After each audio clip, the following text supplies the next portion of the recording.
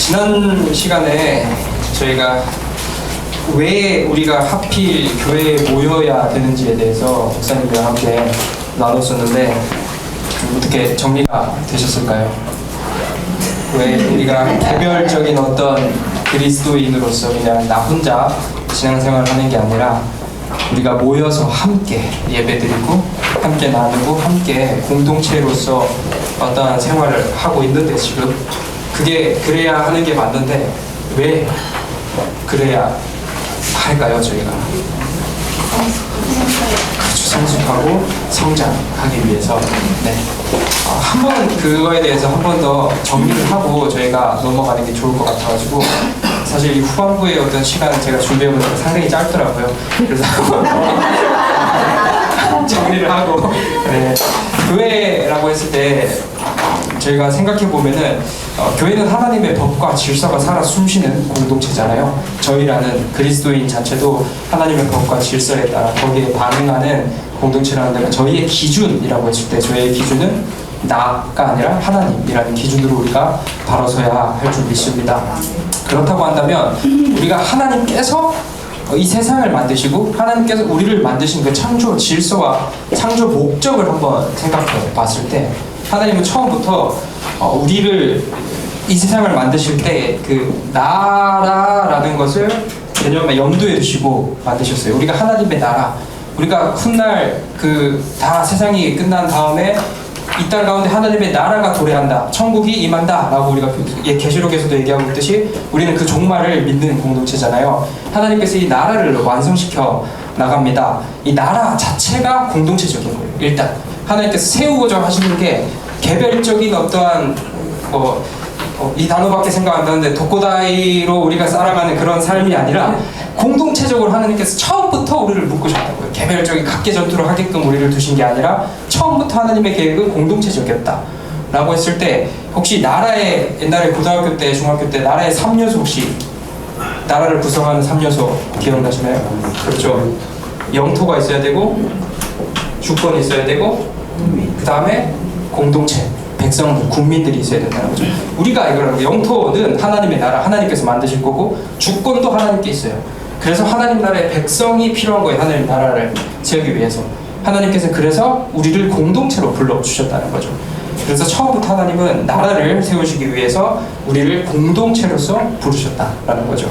처음부터 그리고 태초부터 교회는 공동체였어요. 가장 작은 단위의 교회가 나 빼고 뭘까요? 가정이죠. 그렇죠. 처음에 아담을 하나님께 만드시고 혼자 있는 게 보시기에 좋지 않으셔서 가정을 허락하셨어요. 가장 처음 생긴 교회가 아담 가정교회가 되겠죠. 하나님께서는 그 아담 가정교회를 시작으로 부족으로서 이스라엘 민족을 성장시켰고 또 민족으로서 성장시켰고 그 다음에 지금 우리 모든 이스라엘이죠. 저희가 백성적 그 혈육적 이스라엘뿐만 아니라 믿음의 이스라엘까지 포함해서 우리는 하나님의 나라로서 부름받았다는 거예요. 그래서 우리는 필연적으로 반드시 모여야 한다는 거예요. 개별적으로 하나님께서 그냥 너 여기서 살고 너 여기서 살고 이렇게 우리를 하나님의 백성으로 삼으신 게 아니라 처음부터 하나님 나라의 백성은 공동체적이었다. 그래서 우리가 함께 지금도 열심히 최선을 다해서 모이고 있다라는 그 모임의 당위성을 함께 기억했으면 좋겠습니다. 그렇다고 한다면 두 번째 그래요. 왜 하나님께서 모이라 하시는 건 알겠어요. 근데 굳이 왜 하필 굳이 모여야 합니까? 라고 했을 때 두 번째 이유가 뭐냐면은 우리는 너무나 연약하기 때문이에요. 우리들의 삶 가운데 우리는 여전히 죄와 함께 살아가고 있고 이 썩어질 육체, 바울 서신의 고백에 따르면은 이 육체가 우리를 계속 죄로 우리를 이끈다. 그래요. 우리가 그래서 끊임없이 죄 안에 거하게 되고 죄와 씨름하는 삶을 살게 되는데 여러분 우리가 살아가야 될 삶이 뭐냐면은 가장 우리가 건강한 우리가 살아내야 될 삶은 우리가 그리스도인이잖아요. 그리스도인은 구별이라는 경건을 살아내는 공동체입니다. 구별이라고 했을 때는 세상의 상식, 세상의 흐름, 그러니까 여기서 세상이라 했을 때 그냥 저 밖에 있는 어떠한 질서를 얘기를 하는 게 아니라 하나님과 반대되는 그 무언가, 그러니까 죄를 얘기를 하는 거겠죠. 죄로 물든 어떠한 질서와 상식에 반해서 우리는 하나님의 법과 질서에 합당한 삶을 살아내고자 하는 그런 구별을 살아내는 공동체인데 자, 이 마음을 가지고 저희가 회사에 가고 직장에 가고 같은 말이죠. 회사에 가고 자기 경영하시는 뭐 가게에 가시고 아니면은 또 경영하시는 또 회사에서 이렇게 어떠한 뭔가를 삶을 펼쳐 나가실 텐데 내가 만나는 사람들의 기준과 나의 기준은 다르다는 거예요. 우리는 이 구별된 기준으로 이 세상을 살아갈 때 단 그냥 도덕과 윤리적인 측면만 하더라도 남들 그냥 바닥에 쓰레기 버리는 걸 그거 뭐 어때 어차피 청소부가 치울 텐데 라는 마음으로 쓰레기를 버리시는 분들이 있겠지만 저희는 그것조차 마음대로 이 자연을 생각해서 하나님께서 만드신 자연과 또 내가 그리스도인이기 때문에 오히려 그걸 줍는다든지 그런 어떠한 좀 부가적인 구별을 우리가 살아내잖아요. 근데 그리고 그것뿐만 아니라 가장 기본적인 거겠죠. 그 윤리라는 것. 윤리를 넘어서 하나님의 법과 질서에 어긋나는데 세상에서는 그거를 옳다, 그래도 상관없다라고 얘기하는 그 무언가와 우리는 계속 씨름하는 삶을 살아가야 돼요. 그 삶이 평안할까요? 어떠실 것 같아요? 그 삶은 참 힘든 삶일 거라 생각합니다. 힘들고 지치고 외롭고 만약에 그 10명 된 집단에서 나 혼자 그리스도인이에요. 나 혼자 뭔가를 다른 9명이 오케이를 할 때 나 혼자 아니라고 얘기해야 되는 상황이에요. 그럼 나 혼자 아니라고 얘기를 하겠죠 우리가. 그럼 얼마나 외롭겠어요 이 싸움이. 그 지치고 힘든 6일을 혹은 5일을 보내다가 우린 주일 이곳에 모여 함께 공동체로서 예배를 드립니다. 이곳에서 반드시 이루어져야 될 것이 뭐냐면 회복이라는 거예요. 우리는 세상에서 그 수많은 5일과 6일의 시간 동안 싸우는 하나님의 군사로서 부름받았어요. 좀 지치겠죠. 힘들겠죠. 반드시 모여서 회복이 일어나야 돼요. 자, 그럼 우리는 뭐를 통해서 회복이 될까요? 예배? 네, 하나님의 말씀. 예배를 통해서 전해지는 하나님의 말씀을 통해서 우리는 회복이 된다는 거예요. 이걸 우리 청년부랑 같이 나왔을 때 특별하게 격하게 공감하진 않았지만 예배는 회복이다라고 제가 계속 강조하고 있거든요. 예배는 힘듦이 아니라 회복이다 라고 계속 얘기하고 있어요. 우리가 예배드리는 이유는 참 그리스도인 된 우리가 진실로 하나님의 말씀에 힘입어 내가 나 혼자 싸우는 싸움이 아니구나, 내가 싸우는 싸움이 맞구나, 내가 진리를 살아내고 있는 게 맞구나 라는 걸 확인하고 회복하는 시간이 하나님의 말씀을 듣는 시간, 예배드리는 그 시간이라는 거죠. 그리고 예배드리는 그 시간 주위를 돌아봐요. 누가 했어요? 내 전우들이 있는 거예요. 이 사람도 저 사람도 세상 속에서 나와 함께, 나 혼자 싸우는 싸움이 아니구나, 우리 전우들이 하나님의 천군 천사들이 함께 여기 나와 있구나 라는 이 우리의 연약함에 반한 이 공동체를 통해서 나 혼자 싸우는 싸움이 아니라는 것을 확인하고 또 근본적으로 이 말씀을 통해서 회복되어야 되기 때문에. 자, 그렇다면 말씀은 어디에 전유되어 있습니까? 라고 했을 때는 저희는 교회라고 답을 해야 돼요. 근데 사실 이런 질문이 나올 수 있어요. 우리 말씀 어디서나 들을 수 있잖아요. 요즘엔 인터넷으로 유튜브 찾아도 되고 라디오에서 극동방송 CTS에서 다 나오잖아요. 근데 사실 우리가 따지고 보면은 말씀이 전해질 구성 요소를 한번 생각해 봅시다. 말씀이 전해지려면 처음에는 말씀을 전하는 존재가 필요하겠죠. 그 다음에 말씀을 듣는 존재가 필요해요. 그러면 어쨌든 말씀을 전하는 자와 듣는 자, 공동체가 구성이 돼요. 그게 바로 교회인 거예요. 어찌됐든지 이 말씀이라는 것은 가장 기본적으로 전하는 자와 듣는 자가 공존해야 되기 때문에 공동체일 수밖에 없어요. 그냥 호공에 대고 얘기를 하는 것은 사실 이 설교적 측면에서 강의이지 그걸 설교라고 할 수 없다고 저는 생각을 합니다. 결국엔 이 말씀이 전해진다는 것은 전하는 자와 듣는 자가 함께 있어야 돼요. 왜냐하면 이 말씀은 듣는 자의 어떠한 심리적 상태, 현재 지금 어떠한 삶의 고통을 겪고 있는지가 충분히 반영이 된 이 말씀 전파이기 때문에 이 진리의 말씀이 그대로 전해지기도 하겠지만 지금 현재 모인 이 구성원들의 아픔과 슬픔, 이 구성원들의 고민과 함께 이 말씀이 녹아져서 전달되는 게 바로 이 하나님의 말씀, 설교, 예배이기 때문에 예배는 반드시 공동체로서 갈 수밖에 없다는 거예요. 그래서 이 말씀의 전유물을 교회라고 제가 표현하는 겁니다. 말씀은 이 하나님의 말씀이 전해지는 설교는 반드시 교회를 통해서만 전달이 된다는 거예요.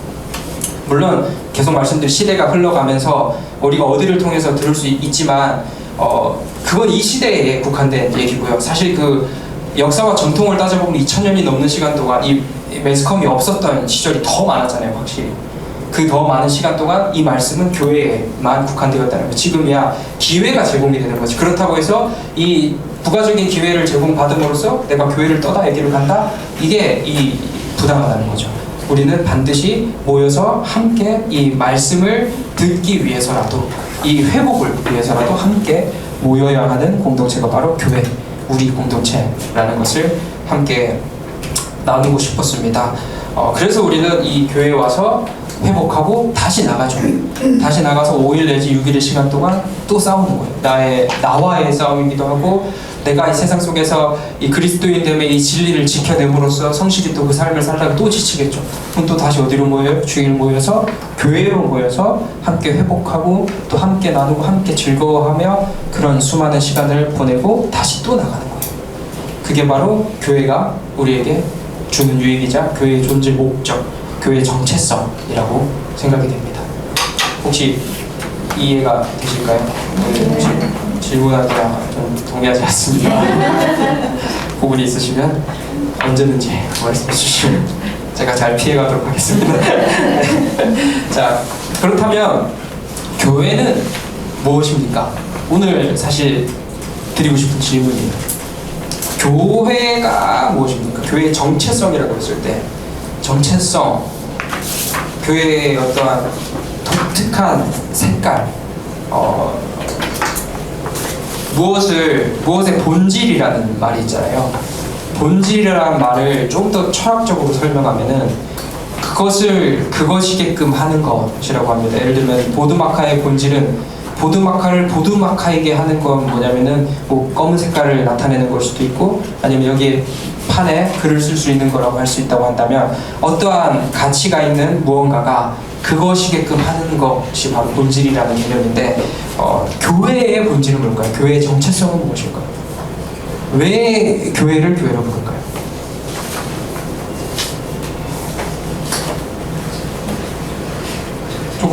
조금 더 교회의 조건, 좀 더 풀어서 무엇이 구성이 되었을 때 우리가 그것을 교회라고 부를 수 있을까요? 모이는 것도 가장 모여요. 그러니까 모든 모임이 다 교회는 아니겠죠. 자, 모이는 거와 함께 예수 이름으로, 그렇죠. 예수 이름으로 모이고 좀 더 들어가 볼까요? 저희 다 나올 것 같아요 이제. 하나님의 영광이 있고, 또 첫 번째 단어가 이제 말씀 나오는데, 누가 있는 곳? 예수님, 네, 하나님이 계신 곳이 바로 교회라는 거예요. 그 모임이 그냥 우리가 어떤 사교적 공동체를 가지고 교회라고 부르진 않잖아요. 우리는 하나님이 계신 곳, 하나님이 계신 곳을 가리켜 교회라고, 그 모임을 가리켜 교회라고 부릅니다. 그렇다고 했을 때 어디에 하나님이 함께 계시나요? 권사님? 네. 우리 안에 하나님께서 함께 하시죠. 우리 안에 성령 하나님께서 내주 역사하심으로써 우리가 그리스도인이 되고, 우리에게 믿음이 생기고 우리가 하나님의 자녀가 되잖아요. 그래서 성경은 우리를 가리켜 너희가 하나님의 성전인 것을 알지 못하느냐라고 말씀하시잖아요. 하나님의 성전, 하나님께서 거하시는 곳, 하나님의 집이 바로 우리 자신이라는 거예요. 다시 말해 우리가 뭐다? 교회다, 1차적으로. 그게 오늘 얘기를 하는 보이지 않는 교회를 얘기를 하는 겁니다.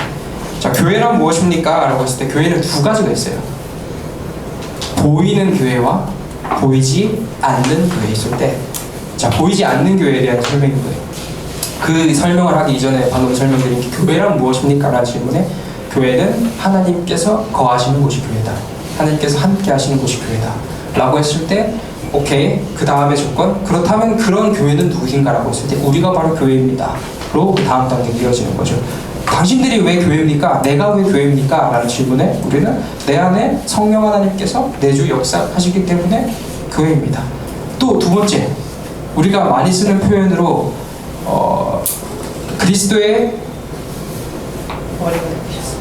그리스도가 머리가 되시고 지체된 몸된 교회라고 표현하잖아요.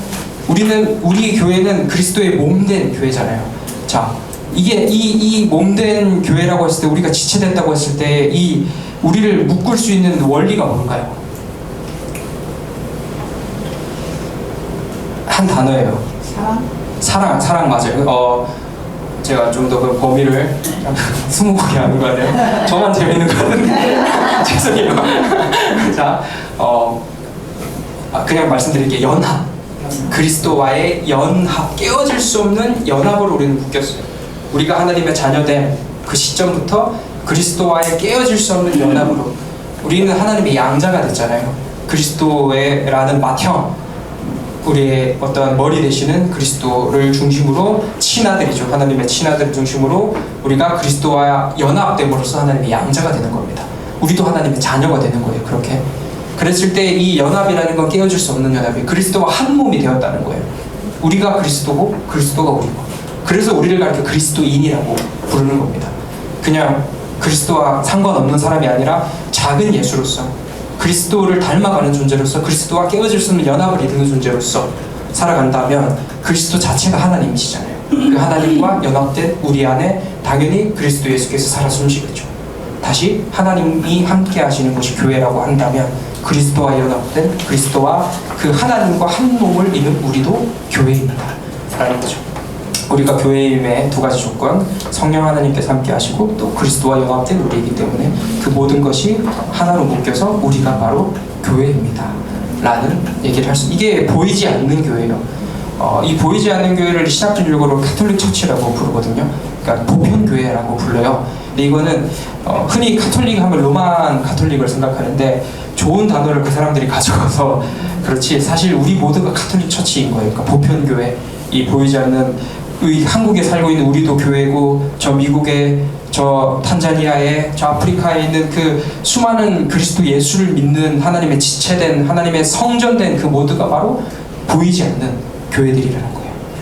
이게 교회를 구분할 때 보이지 않는 교회에 대한 설명이고, 이 보이지 않는 교회들이 모여서 공동체를 이룬 게 바로 우리 원흥성강 공동체와 같은 보이는 교회라는 거죠.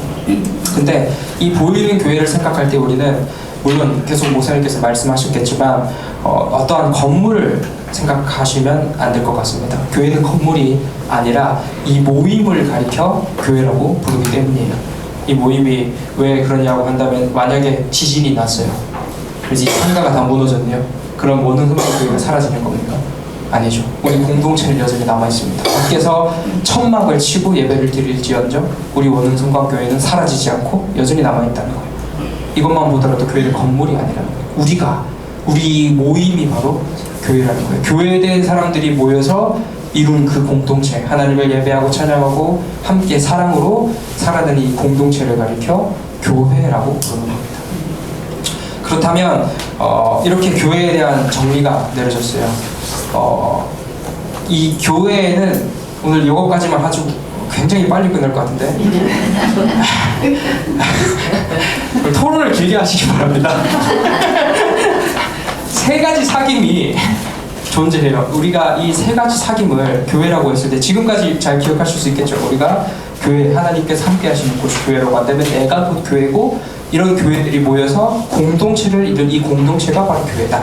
이런 공동체에 반드시 있어야 할 세 가지 사귐이라는 게 있어요. 자, 뭘까요? 세 가지 사귐이라 했을 때 첫 번째 사귐.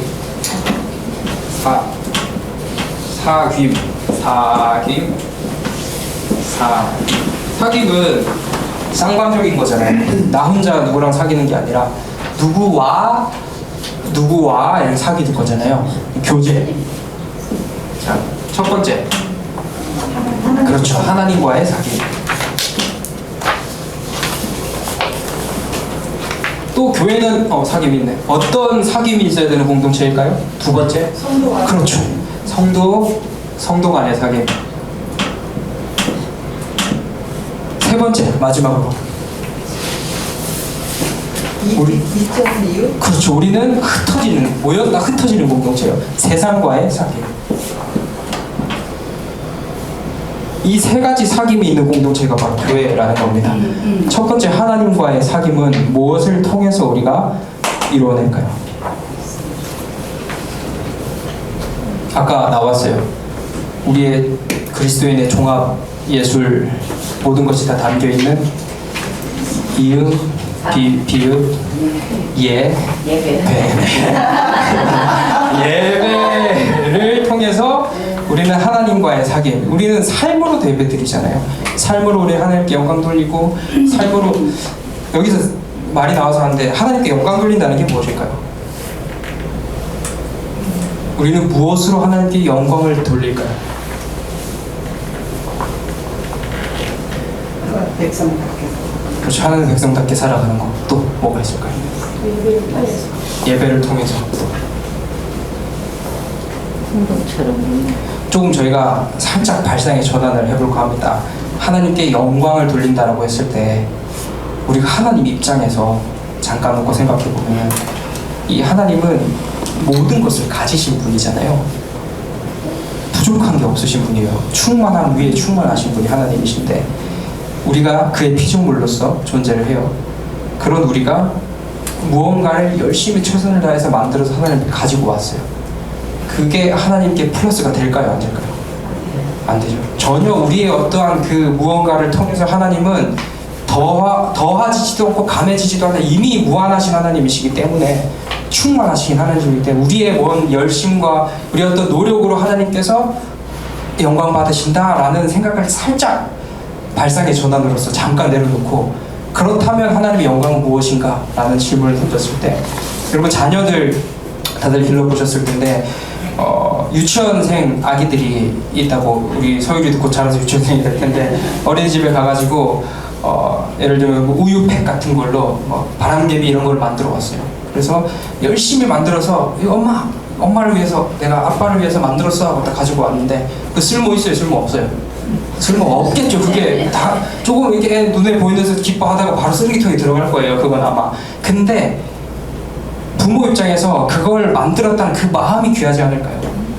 나를 부모를 생각하면서 그 나를 사랑하는 마음으로 그리고 우리 아이가 이것도 한편 다른 얘기로 나와 함께 있는 시간을 너무나도 기뻐해요. 내 자녀가 나는 엄마랑 함께 있으면 너무 좋아. 나는 아빠랑 함께 있으면 너무 행복해. 그냥 아빠가 날 지켜줄 거고 엄마가 날 사랑할 거고 이 모든 게 내가 누리는 이 모든 게 난 너무너무 좋아라고 했을 때 부모들 입장에서 얼마나 행복할까요? 그게 곧 부모의 영광이지 않을까요? 이 개념을 적용시켜서 우리가 하나님으로부터 받은 그 모든 것을 기뻐하고 감사하며 누리며 살아가는 게 곧 하나님을 기뻐하는 거, 하나님을 즐거워하는 거죠. 하나님께 영광 돌리는 거 라고 하이델베르크 일문일답에서 얘기를 하고 있어요. 그게 우리 문답책에서 그런 식으로 얘기를 하고 있는데 정리하면 뭐냐면 우리가 하나님을 즐거워하는 삶을 살아가는 거예요. 우리가 뭔가를 더 열심히 당연히 하셔야겠죠. 우리가 더 최선을 다해서 예배도 드리고 경건을 위해서 또 우리의 어떤 구별을 위해서 최선을 다해서 그 모임에 참여도 하시고 예배도 하셔야 되겠지만 그 우리가 뭔가를 만들어냄을 통해서 하나님께 영광 받는다라는 생각보다는 우리에게 주어진 그 모든 삶을 기뻐하고 즐거워하며 내가 비록 1을 받았을지라도 내가 비록 10을 받았을지라도 100에 못 미치는 무언가의 어떤 삶 아니면 100이 나에게 차고 넘친다 할지라도 어떠한 삶의 순간에서든지 내 삶은 하나님께서 나에게 허락하신 가장 최선의 삶이구나. 하나님께서 나를 사랑하시고 지키시고 보호하시고 지금도 나의 삶을 주관하시는구나 라는 어떠한 신앙 속에서 우리가 살아갈 때 그렇게 우리의 부모 되신 참부모 되신 하나님을 기뻐하는 삶을 살아갈 때 하나님은 영광을 받으신다는 거예요. 그리고 그 영광이 바로 예배라는 거죠. 그게 하나님과의 사귐. 우리의 삶 속에서 하나님과의 사귐을 또 우리의 이 예배를 통해서 우리의 이 모임을 통해서 하나님을 기뻐하고 즐거워하며 회복되어 돌아가는 그 삶이 바로 교회의 첫 번째 사귐, 하나님과의 사귐. 이걸 다른 말로 아까 권사님 말씀해 주셨는데 사랑인 거죠. 우리는 큰 계명이 우리 두 가지가 있잖아요. 뭘까요? 두 가지? 하나님 사랑, 이웃 사랑. 두 가지가 교회의 이 세 가지 사귐에 다 포함이 되어 있는 거예요. 자, 하나님 사랑에 대해서 이해가 되셨죠? 그 다음에 이웃 사랑이 거예요. 자, 이웃 사랑을 해야 됩니다. 근데 나랑 정체성이 전혀 다른 사람이에요. 심지어 원수와 같은 사람들이 내 주변에 있어요. 물론 가정에도 계실 수 있겠지만 직장에도 계시고 어디에나 원수와 같은 존재들이 있어요. 그리고 이때의 원수라고 했을 때는 조금 더 우리가 생각을 확장시켜서 하나님의 법을 부정하고 나와 같은 생각을 공유하지 않는 그 누군가와 우리는 그 누군가를 사랑해야 돼요. 그러니까 내가 하나님에 대해서 얘기하면은 하나님을 무시하는 발언을 하고 내가 교회를 다니는 이 상황에 대해서 너희는 의지할 게 없어서 그런 걸 의지하냐라는 어떤 발언을 듣기도 할 것이며 그 사람을 사랑하면서 살아가야 돼요. 우리가 최종적인 목적은 세상과의 사귐으로 나아가야 된다는 거예요. 그 이전에 우리가 먼저 그렇다면 예행 연습으로서 성도 간의 사귐이 먼저 우리가 이루어져야 된다는 거죠. 같은 정체성을 공유하고 같은 하나님을 바라보는 우리도 사랑하지 못하는데 우리가 어떻게 세상 가서 그들을 사랑할 수 있겠어요? 먼저 우리 안에서 사랑을 실현해 낼 줄 알아야 된다는 거예요. 그래서 우리 공동체 안에 반드시 있어야 될 게 바로 사랑이라는 성도 간의 사귐. 저번에 목사님께서 설교 때도 말씀하셨는데 그 말도 안 되는 소리를 우리가 누군가가 했을 때도 들어줄 줄 알아야 되는 거고, 내 생각과 다른 어떤 표현 아니면 혹 나를 부정하고 나를 위해서 욕하는 그 누군가에게조차 우리는 사랑하기 위한 마음을 끊임없이 써야 된다는 거죠. 물론 실패하겠죠. 저를 포함해서 우리 모두가 사랑에는 100% 성공할 수 없을 것 같습니다. 그러나 그 하나님으로부터 공급받은 그 힘과 그 사랑에 힘입어서 우리가 한번 그냥 살아내보는 거예요. 내가 오늘도 한번 사랑해보자. 실패해도 괜찮아요. 우리는 어차피 성공할 수 없는 존재들이에요. 하나님께서 아세요. 하나님께서 우리의 어떠한 성공으로서 영광 받으시는 게 아니시잖아요. 우리의 작은 노력, 작은 수고, 하나님을 사랑하기에 우리가 펼쳐나가는 그 모든 삶의 모든 것을 통해서 하나님께서 영광을 받으신다고 한다면 우리는 오늘도 그 삶을 살아내보는 거예요. 어디서요? 먼저 우리 공동체, 우리 교회에서부터. 그래서 우리 함께 예배드리는 옆자리에 있는 사람하고 한 번 더 말이라도 나눠보고 삶은 어땠는지, 힘들진 않았는지, 뭐 지금 이 삶의 고민은 무엇인지 함께 서로 돌아보아 사랑과 선행을 격려하며 함께 모이는 공동체가 바로 성도 간의 사귐이 있는 교회라는 공동체라는 겁니다. 그런 교회가 이제 세상 속에서 아까 얘기한 것처럼 구별을 살아가는 거예요. 그 세상 속에서 우리의 삶으로 전도하고 우리의 삶으로 그리스도의 선하심을 외치고 우리의 삶으로 하나님의 이 세상의 주인이심을 외쳐나가는 삶, 그렇게 세상 속에서 사랑을 실현해내는 삶, 실현해내는 삶이 바로 세상과의 사귐. 이 세 가지 사귐이 있는 공동체가 바로 교회라는 공동체입니다. 우리가 그 무거운 사명을 부여받은 교회들입니다. 사실 이 삶은 쉽지 않습니다. 저야 그래도 교회 공동체를 벗어나서 살아갈 수 없어요. 제가 목사로 존재하는 한 끊임없이 저는 교회 공동체 안에서만 살아가겠지만 성도 여러분들의 삶 가운데 실질적으로 삶의 전투가 있잖아요. 실질적으로 그 세상 속에서 구별을 살아내셔야 되고, 그 살아냄을 통해서 또 지치실 테고 힘드실 테고 아프실 테고, 저는 그를 위해서 이 말씀을 최선을 다해 준비해야 되는 위치에 있겠죠. 이 모든 우리의 함께한 이 교회라는 이 과정을 통해서, 이 모임을 통해서 소망하는 것은 진짜 참 회복이 이라는 소망합니다. 우리가 물론 이 사귐이라는 명령들 또 구분들이 있지만 우리의 초점은 이곳에서 이 공동체를 통해서 참 회복되고 참 사랑을 느끼고 누리며 여러분들이 그 한 주를 또 살아가셨으면 좋겠어요. 그래서 이 공동체를 생각할 때 좀 더 어떻게 사랑이 넘칠 수 있을까, 내가 어떻게 또 회복될 수 있을까를 좀 더 고민하면서 그렇게 그 회복이 이루어지는 것, 사랑이 울려 퍼지는 것에 좀 더 집중하며 우리가 이 공동체 모임 가운데 함께 할 때는 이 사귐이 더 밝게 빛날 것 같습니다. 우리가 하나님과의 사귐을 통해서 하나님이 더 누려지고 하나님이 더 기뻐하게, 하나님을 더 기뻐하게 될 것이며, 그리고 성도 간의 사귐을 통해서 그리스도인의 교제가 이렇게 따뜻한 거구나, 우리가 함께 서로 돌아보아 사랑과 사랑을 격려하는 게 이토록 좋은 거구나를 깨닫고 다시 세상에서 그 삶을 실현시키는 이 삶, 우리의 이 분투와 같은 이 삶을 통해서 하나님께서 영광 받으신다는 거예요. 하나님의 은혜와 복이 여전히 우리를 향해 있고 하나님의 선하신 우리가 잘 살든 못 살든 사실 떠나지 않아요. 그러니 이 안전함 속에서 우리가 더 기쁘게 살아갈 수 있지 않겠습니까? 만약에 하나님이 내가 못 산다 해서 바로 치고 내가 조금만 부족하다 해서 바로 혼낸다고 한다면은 저는 여기 살아남아 있지 못했을 거예요. 저는 하나님께 두드려 맞아가지고 저 바닥에서 저 감히 상상할 수 없는 인생을 살아가겠죠. 하나님을 알면 알수록 드러나는 게 더 저의 죄성이잖아요. 제가 공부를 더 하면 할수록 하나님에 대해서 알아가면 알아갈수록 얼마나 부족하다는 것이, 내가 얼마나 죄인이라는 것이 더 많이 깨달아진다고 한다면 그 죄가 밝혀지면 밝혀지는 만큼 저는 더 하나님께 두드려 맞아야 되는데 우리 하나님 그런 하나님 아니시라는 거죠. 우리 하나님은 우리의 삶 가운데 늘 선하심으로 우리를 지키시고 보호하시고 우리가 연약할 때 보듬어 주시고 큰 사랑 우리를 덮어주신다는 거예요. 그래서 막 살아도 되겠습니까? 그러니 그게 아니잖아요. 그러니 그 사랑에 힘입어 우리 더 하나님 자녀된 삶을 은혜로, 감격으로, 감사로 살아낼 수 있지 않겠습니까? 그 삶이 바로 교회된 우리들의 삶인 줄 믿습니다.